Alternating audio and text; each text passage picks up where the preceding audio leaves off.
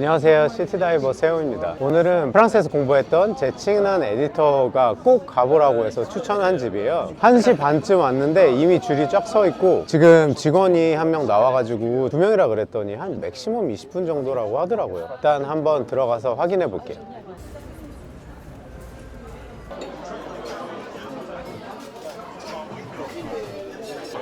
커피 종류도 굉장히 다양하게 있는데, 손으로 내리는 핸드드립 커피, 그리고 에스프레소, 그리고 롱블랙, 온수가 조금 들어간 에스프레소예요. 노아젯은 작은 사이즈의 라떼라고 해요.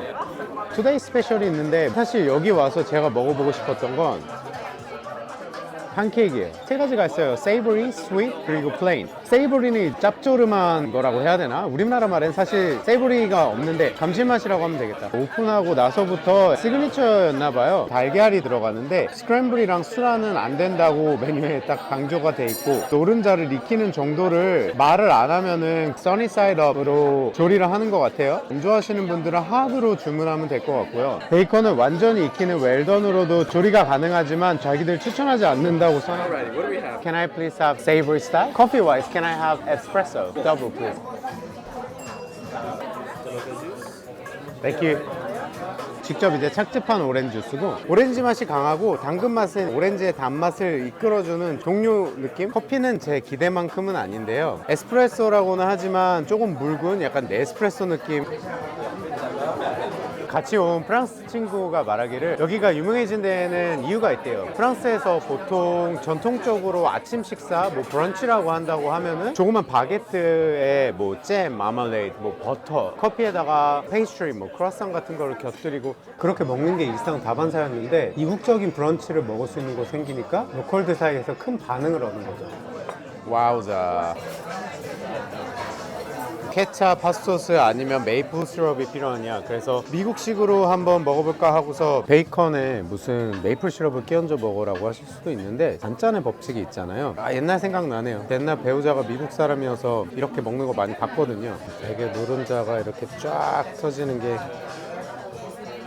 역시 베이컨은 너무 바싹 익히는 것보다 이렇게 고기가 살아있게. 이건 스윗 스탁인데요, 베이컨이랑 달걀이 없고 휘프크림에 과일들 그리고 헤이즐넛, 그리고 이게 버터인데 묘한 맛이어서 무슨 버터냐고 물어봤더니 버번 버터 하우스 스페셜이라고 하더라고요.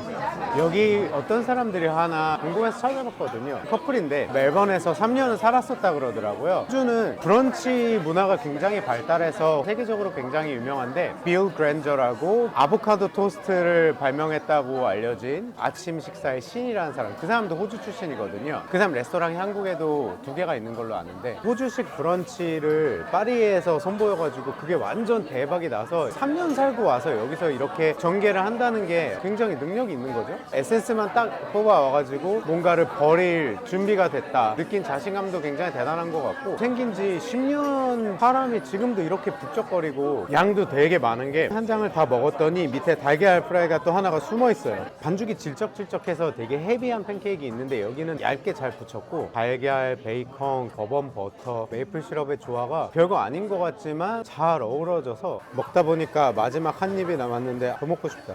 격파. 여기는 분위기도 진짜 좋고, 개인적으로 세이버리 스탁을 추천하고요. 헤비한 거 먹고 싶지 않은 분들이라면 프리 스탁 시켜보는 것도 좋을 것 같아요. 그러면 오늘도 제 영상과 함께 해주셔서 감사하고요. 저는 다음번에 또 새로운 곳에서 찾아뵙겠습니다. 그때까지 바이.